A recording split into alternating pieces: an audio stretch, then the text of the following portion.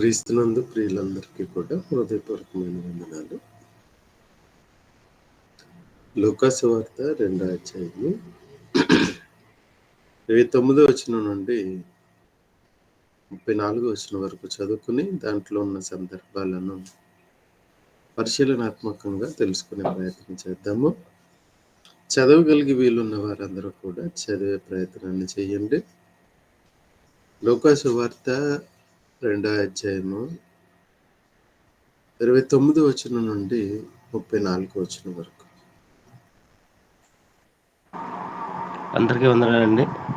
లూకాసు వార్త 2వ అధ్యాయము 29 నుంచి 34 వరకు చదువుకుందాం. నాదా, ఇప్పుడు నీ మాట చొప్పున సమాధానంతో నీ దాసుని పోనిచ్చుచున్నావు. అన్ని జనులకు నిన్ను బయలుపరచుటకు వెలుగుగాను, నీ ప్రజలైన ఇశ్రాయేలుకు మహిమగాను, నీవు సకల ప్రజల ఎదుట సిద్ధపరిచిన నీ రక్షణ నేను కన్నులారా చూచితిని. యోసేపును ఆయన తల్లియు ఆయనను గూర్చి చెప్పబడిన మాటలను విని ఆశ్చర్యపడిరి. చివరిగా 34 వచనం అండి. సిమియోను వారిని దీవించి, ఇదిగో అనేక హృదయాలోచనలు బయలుపడినట్లు ఇశ్రాయేలులో అనేకులు పడుటకును తిరిగి లేచుటకును వివాదాస్పదమైన గుర్తుగా ఈయన నియమింపబడి ఉన్నాడు.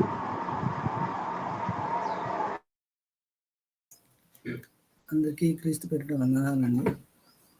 లూకాసు వార్త 2వ అధ్యాయం 29 నుంచి 34 చదువుకున్నాం. నాదా, ఇప్పుడు నీ మాట చొప్పున సమాధానముతో నీ దాసుని పోనిచ్చుచున్నావు.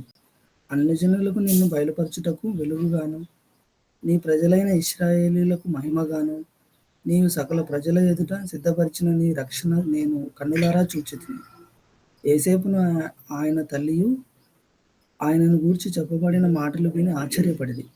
సిమియోను వారిని దీవించి, ఇదిగో అనేక హృదయాలోచనలు బయలుపడినట్లు ఇశ్రాయేలులో అనేకులు పడుటకును తిరిగి లేచుటకును వివాదాస్పదమైన గుర్తుగా ఈయన నియమింపబడి ఉన్నాడు.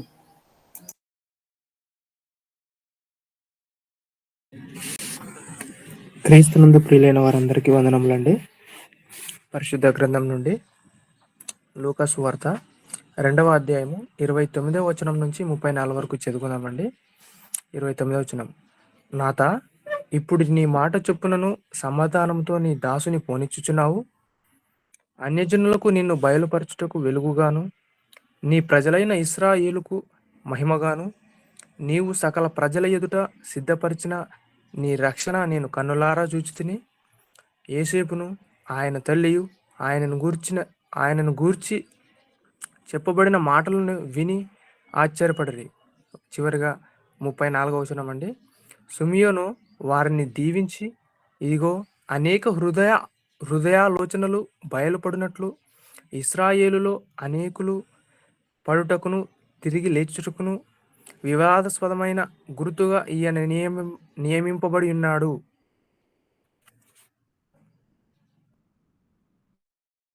అందరికి క్రీస్తునామములో వందనాలు తెలుపుకుంటూ లూకాసు వార్త 2వ అధ్యాయం 29 నుంచి 34 వచనం వరకు చదువుకుందాం. లూకాసు వార్త 2వ అధ్యాయం 29 నుంచి ప్రారంభం. నాదా, ఇప్పుడు నీ మాట చొప్పున సమాధానంతో నీ దాసుని పోనిచ్చుచున్నావు. అన్ని జనులకు నిన్ను బయలుపరచుటకు వెలుగుగాను, నీ ప్రజలైన ఇశ్రాయేలుకు మహిమగాను, నీవు సకల ప్రజల ఎదుట సిద్ధపరిచిన నీ రక్షణ నేను కన్నులారా చూచితిని. యోసేపును ఆయన తల్లియు ఆయనను గూర్చి చెప్పబడిన మాటలు విని ఆశ్చర్యపడేది. సిమియోను వారిని దీవించి, ఇదిగో అనేక హృదయాలోచనలు బయలుపడినట్లు ఇశ్రాయేలులో అనేకులు పడుటకును తిరిగి లేచుటకును వివాదాస్పదమైన గుర్తుగా ఈయన నియమింపబడి ఉన్నాడు.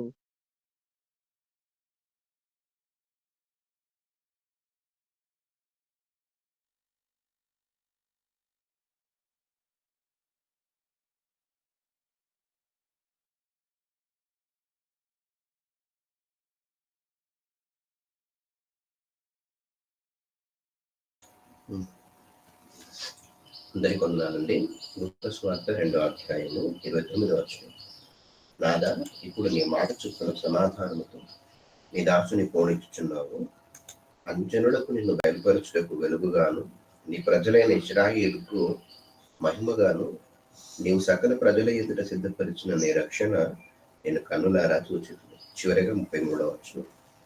యోసేపును ఆయన తల్లియు ఆయనను గూర్చి చెప్పబడిన మాటలను విని ఆశ్చర్యపడిరి.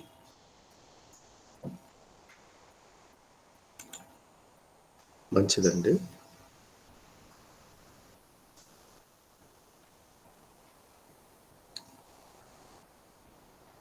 ఈ 29వ వచనానికి వచ్చేటప్పటికి సుమయోను నోటి ద్వారా పలుకుతున్న ఓ చక్కటి సందర్భాలు. నాదా, ఈ నాదా అనే పదం మళ్ళీ మనం కొన్ని సందర్భాల్లో చూడగలుగుతాం. నాదా సత్యస్వరూపి, ఎందాక తీర్పు తీర్చక మా నిమిత్తమును భూనివాసుల నిమిత్తమును ప్రతిదండన చేయక ఎందుకు. ఎందుకు నాదా అనే పదాలు ఉపయోగించబడ్డాయి, అది ఎవరి చేత ఉపయోగించబడుతున్నాయి అని ఒకవేళ మనం ఆలోచన చేయగలిగితే, ఇక్కడ నిలబడి ఆలోచన చేయగలిగితే 2 సందర్భాలు ఇక్కడ గోచరం అవుతున్నాయి. ఒకటి, సమాధానంగా వెళుతున్న వాళ్ళు,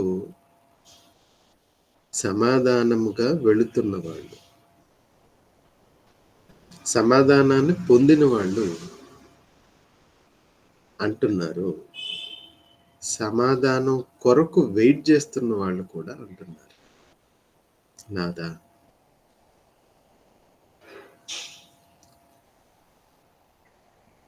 ప్రియులారా, మరి ఈ చక్కటి పదజాలాలు ఏవైతే ఉన్నాయో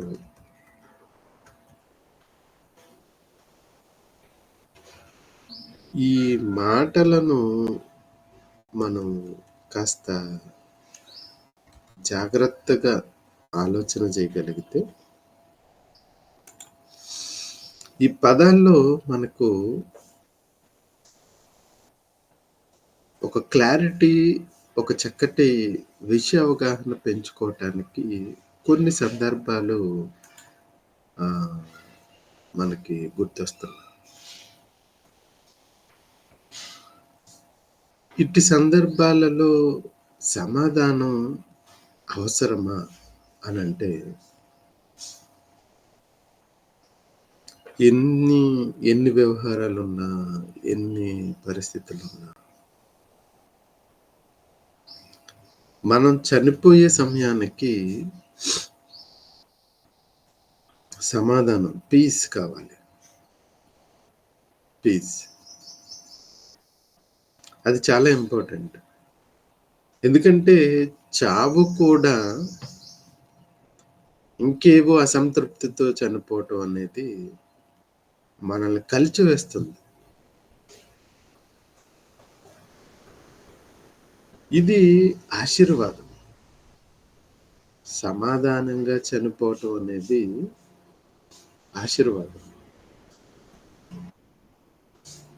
ఇట్టి ఆశీర్వాదం పొందటం మనకు అనిపించవచ్చు, దాందే ఉందండి, చనిపోయేది ఎలా చనిపోతే ఏముంది, చనిపోవటం ఎవరు చనిపోయిన తర్వాత ఏం చూసి వచ్చారు. నో ప్రియులారా, మనం అనుకుంటున్న ఆలోచన ధోరణి చనిపోయే క్షణాల్లో మీరు చెప్పుకోలేని బాధ చాలా ఎక్కువగా ఉంటుంది. దేవుడు ఒక మాటను మనకి తెలియపరిచాడు.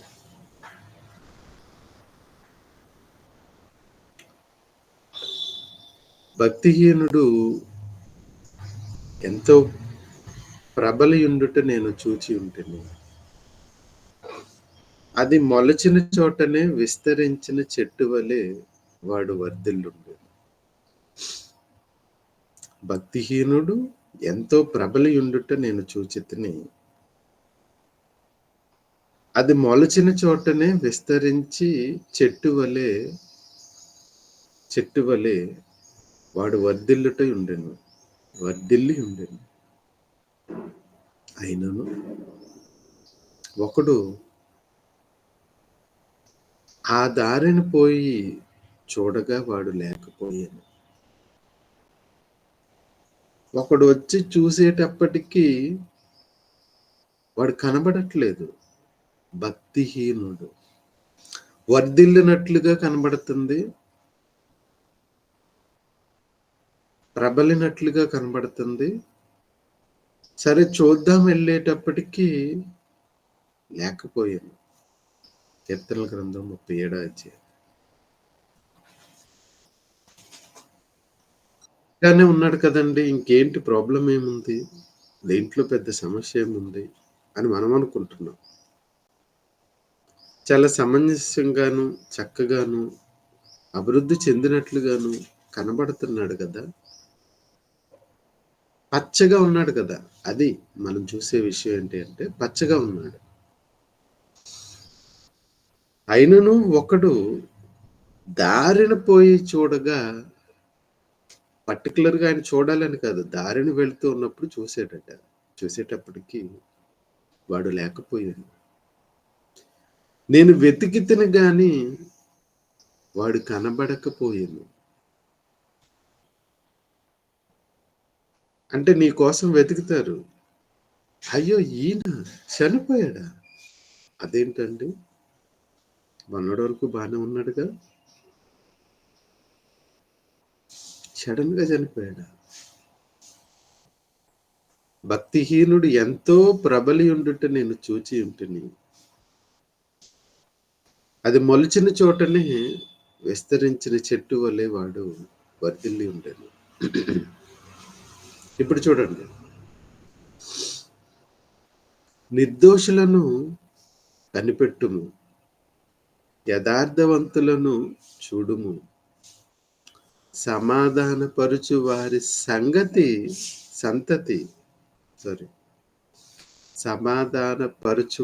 సంతతి నిలుచును గాని ఒక్కడైనను నిలవకుండా అపరాధులు నశించును. భక్తిహీనుల సంతతి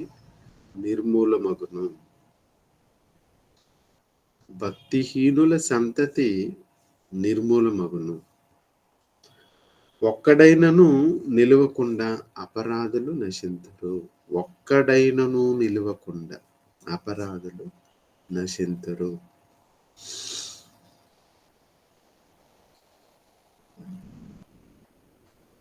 భక్తిహీనులు ఎలా అయిపోతారో చెప్పిన ఆయన కిందకు వచ్చేటప్పటికి నిర్దోషులను కనిపెట్టుము, యథార్థవంతులను చూడుము, సమాధానపరుచు వారి సంతతిని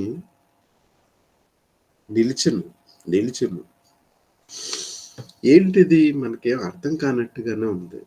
అర్థం చేసుకోవటానికి ప్రయత్నం చేసే భాగంలో ఒకసారి పితరులను చూద్దాం. మూల పురుషుడైన అబ్రహాం, ఆయనకి దేవుడు ఒక వాగ్దానాన్ని చేశాడు. నిండు వృద్ధాప్యం ఉంది. గుర్తు తెచ్చుకోవటానికి ప్రయత్నం చేయండి ప్రియులారా. నేను అబ్రహాము, నీవు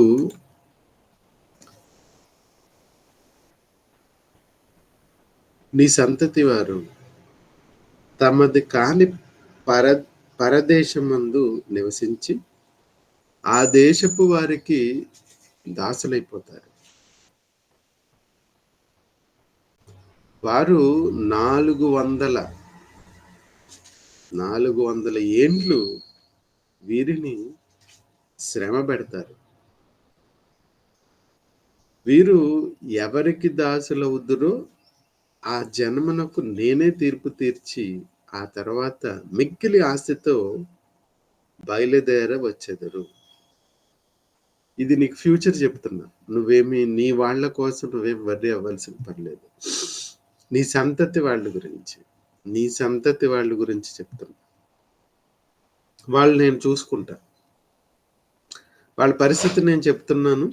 వాళ్ళు ఎలా అవుతారు అని అంటే, నీది కాని దేశంలో వాళ్ళు చేరతారు, అక్కడ శ్రమ పెట్టబడతారు, నేను మళ్ళీ వాళ్ళని తిరిగి తీసుకొస్తాను. ఇప్పుడు చెప్తున్నాడు చూడండి, నువ్వు క్షేమముగా నీ పితరుల యొద్దకు పోయేదవు, మంచి వృద్ధాప్యమందు పాతి పెట్టబడదు. చూసారా ఈ మాట అవసరమా? క్షేమముగా నీ పితరుల యొద్దకు నువ్వు పోవటం అవసరమా అంటే సమాధానం అండి. సమాధానం లేకుండా చనిపోయిన వాళ్ళు ఉన్నారే, వాళ్ళు కూడా ఏమంటున్నారో తెలుసా?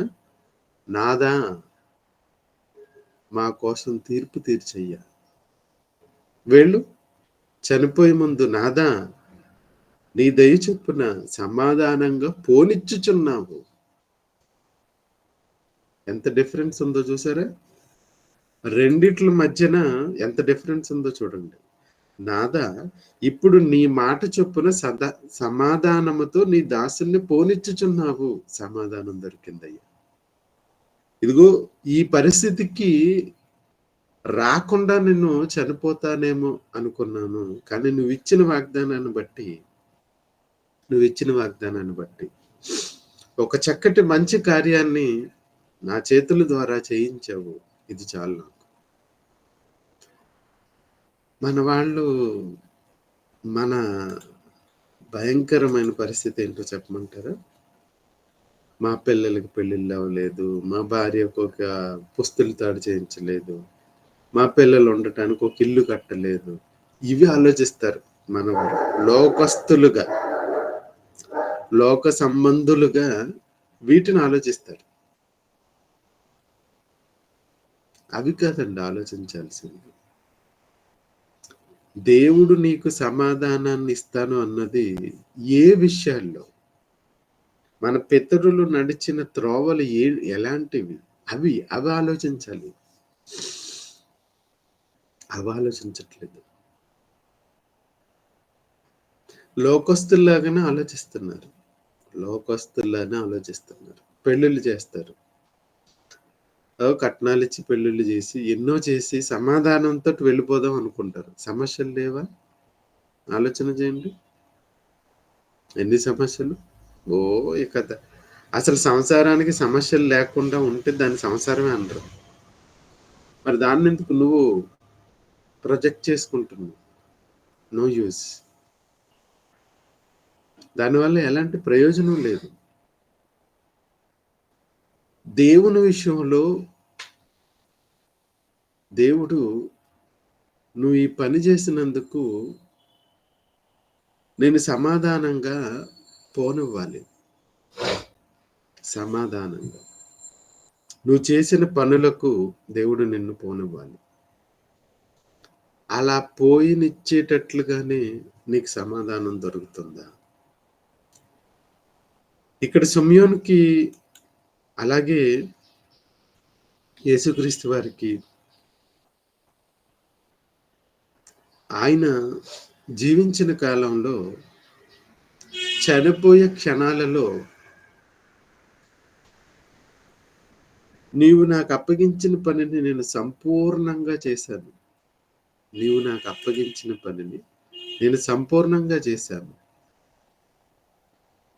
నాకు ఇవ్వాల్సిన దాన్ని నాకు ఇచ్చే తండ్రి. చూసారా ఎంత చక్కగా సమాధానం. మేము నీ కోసం ప్రాణాలు అర్పించాం, మాకు సమాధానాన్ని ఇవ్వండి, వాళ్ళ సంగతి చూడండి అని ఇంకొందరు. అందరికీ న్యాయాన్ని తీర్చేవాడు దేవుడు. అందరికీ న్యాయం తీర్చేవాడు. మన ప్రయాణం, మన జీవితకాలపు ప్రయాణంలో ఇలానే వెళుతున్నామా లేదా ఇంకేదైనా దారి వ్యవహారాలలో తేడా పడుతుందా? ఒక్కసారి మనల్ని మనం చెక్ చేసుకోవాల్సిన అవసరం ఏర్పడింది. ఎందుకంటే మనం ఏదైతే పనిని చేశామో ఆ పని ద్వారా మనకి సమాధానం వస్తుందా? సమాధానం రావటం అంటే సింపుల్‌గా ఒక విషయం చెప్తానండి. మీరు పరదేశికి చేరుకోవటం. అక్కడ నెమ్మది పొందటం. ఆ నెమ్మది పొందే క్షణాలు మీకు కావాలి. మనకు కావాలి. దేవుడు దాన్ని మనకివ్వాలి. మనకివ్వటానికి ఆయన సంసిద్ధుడుగానే ఉన్నాడు. ఏ క్రియల ద్వారా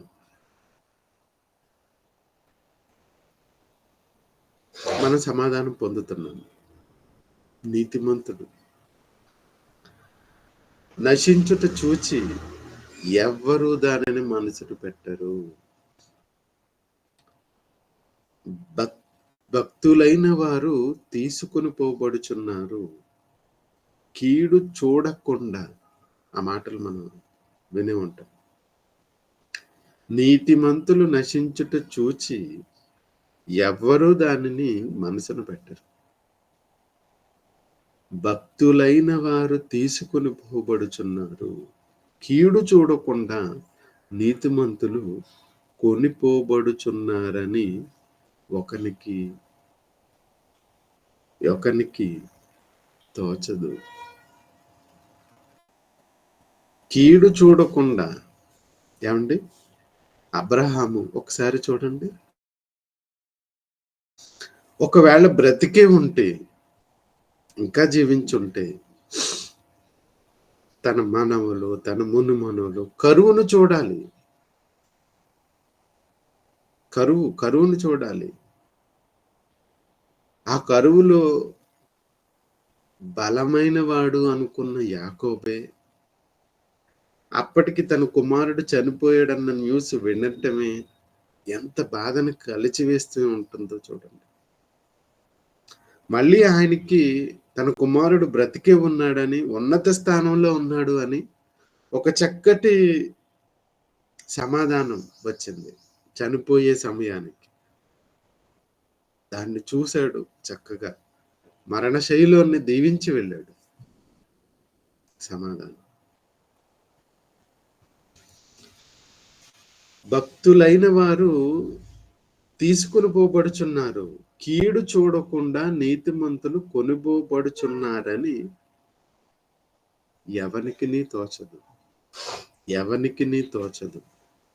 అంటే ఎవరు దీన్ని పట్టించుకోరు. నీతిమంతుడు ఎందుకు చనిపోయాడంటే కీడు చూడకుండా.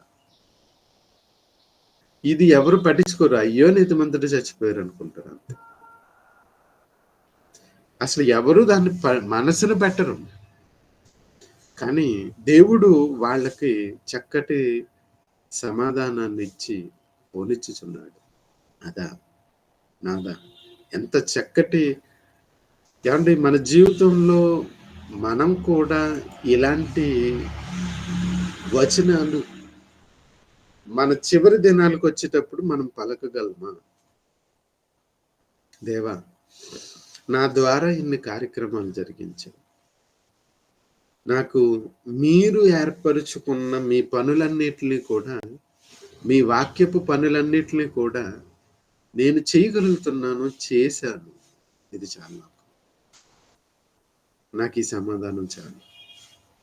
నీ దాసుల్ని సమాధానంతో పోనిచ్చుచున్నావు. ఎవరు చెప్పగలుగుతాం చెప్పండి? ఒక్కసారి ఆలోచన చేయండి ప్రియులారే. మీ గతకాలపు చరిత్రలోనికి వెళ్ళగలిగితే దేవుడు మీకు వాగ్దానాలు ఏవైతే చేశాడో ఆ వాగ్దానాలు అన్నిటినీ మీ ద్వారా, వాగ్దానాలు అనగానే దేవుడు తన గ్రంథంలో తన కోసం రాసుకున్నవి, దాన్ని మీరు చేయటం చాలా ఇంపార్టెంట్. అవి చేయటంతో మీకు సమాధానం వస్తుంది. మన జీవితానికి ఒక అర్థం, పరమార్థం ఉంటుంది. దుర్మార్గపు పనులు చేసి, అన్యాయపు పనులలో పాలిభాగస్తులై చివరికి వచ్చి కళ్ళు మూసుకునేటప్పటికి అవే మనల్ని కనబడుతూ వేధిస్తూ రోధిస్తూ ఉంటే నువ్వు సమాధానంగా ఎలా పోగలుగుతావు? కనుక మనకిచ్చిన జీవిత దినాలలో దేవుడు మన కొరకు ఏర్పాటు చేసిన ఏ ప్రక్రియలైతే ఉన్నాయో వాటన్నిటిని మనం చక్కగా నెరవేర్చే వారిగా ఉండాలి, ఉంటూ ముందుకెళ్ళాలి. చివరిగా ఒక మాటను చూపించి ముగించడానికి ప్రయత్నం చేస్తాను ప్రియులారా. దేవుడు తన వాళ్ళ కోసం దాచిపెట్టిన మాటలు, దేవుడు తన వాళ్ళ కోసం దాచిపెట్టిన ఎన్నో చక్కటి మాటల్లో ఒక చక్కటి మాటను మీకు చూపించడానికి ఇష్టపడుతున్నాను. ఫిలిప్పీలకు రాసిన పత్రిక మొదటి అధ్యాయం. నా మట్టుకైతే బ్రతుకుట క్రీస్తే, చావైతే లాభం. నేను చనిపోవటం నాకు లాభం. ఏమండి, ఈ దశ ఎప్పటికొస్తుంది? నేను క్రీస్తు కొరకు బ్రతుకుతున్నాను కాబట్టి, క్రీస్తు కొరకు ముందుకు వెళ్ళగలుగుతున్నాను కాబట్టి. నేను బ్రతుకుంటే క్రీస్తు, నేను చచ్చిపోయినా మంచిదే, నాకేం ప్రాబ్లం లేదు. ఎందుకంటే నేను క్రీస్తులో ఉండి మరణిస్తున్నాను కనుక. శరీరంలో నేను జీవించుటయే నాకున్న పనికి ఫలసాధనమైన ఎడల నేనేమి కోరుకొందునో నాకు తోచలేదు.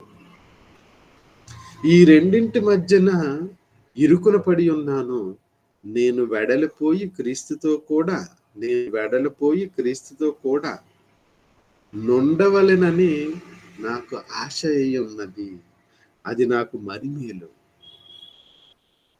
చివరి దశకు వచ్చేటప్పటికి మీకేం రావాలో తెలుసా? మనకేం రావాలో క్లారిటీగా క్లియర్గా అందించేస్తున్నాడు. నువ్వు బ్రతుకున్నావంటే కారణం ఏంటో తెలుసా? క్రీస్తు పనుల కోసం. అది నీకు వచ్చిందా? ఆ స్థాయి నీకు వచ్చిందా? అది నీకు ఆ స్థాయి వస్తే నీకు సమాధానం వచ్చినట్లే.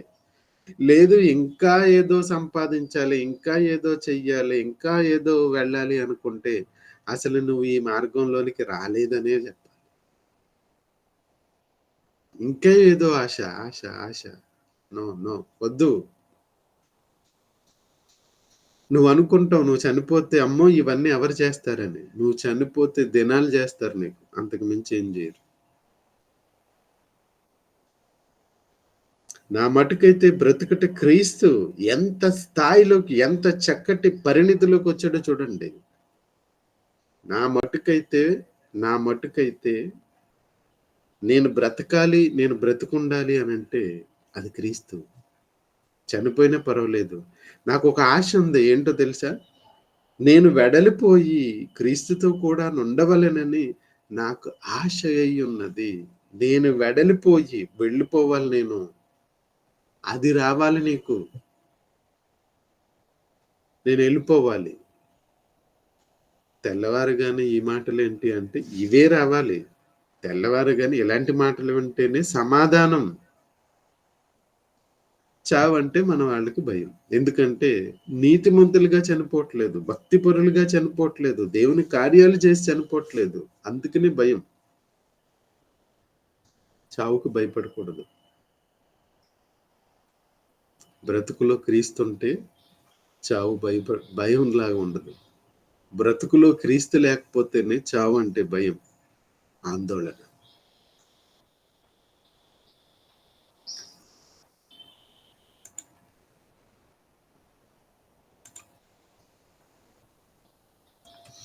మమ్మల్ని మిక్కిలిగా ప్రేమించిన మా కన్న తండ్రి దేవ, ఈ ఉదయకాలపు వేళల్లో సమయానికి చక్కటి సమాధానాన్ని అనుగ్రహించారు. మేము కూడా అలాంటి దాన్ని పొందగలిగి మా జీవిత యాత్రను ముగించేవారిగా మమ్మల్ని ఉంచమని కోరుకుంటున్నాం. మీ నమ్మకమైన మాటలతో మేమందరం కూడా ఓదార్చబడి ముందుకెళ్ళగలిగే చక్కటి విధానాన్ని మాకు అనుగ్రహించమని కోరుకుంటున్నాం. ఇటు విధానంలో ముందుకు సాగిపోతున్న ప్రియులందరినీ బట్టి మీ పాద సన్నిధికి వస్తున్నాం. మా జీవిత కాలంలో మీరు మా కొరకు ఏ పనులను ఏర్పరిచారో ఆ పనులు మేము చేయగలిగి సమాధానంతో భూమి నుండి వెడలిపోయే పరిస్థితులను, అట్టి ఆశీర్వాదాన్ని మా ప్రియులందరికీ ఈ ఉదయకాలపు వేళ నీ మాటలు వినటానికి కూర్చున్న ప్రతి ఒక్కరికి అందజేయమని, కృపాక్షేమాలతో మమ్మల్ని ముందుకు నడిపించమని క్రీస్తు వారి పేరటి ప్రార్థన అడుగుచున్నాం తండ్రి. ఆమేన్. అందరికీ వందనాలు. సెలవు.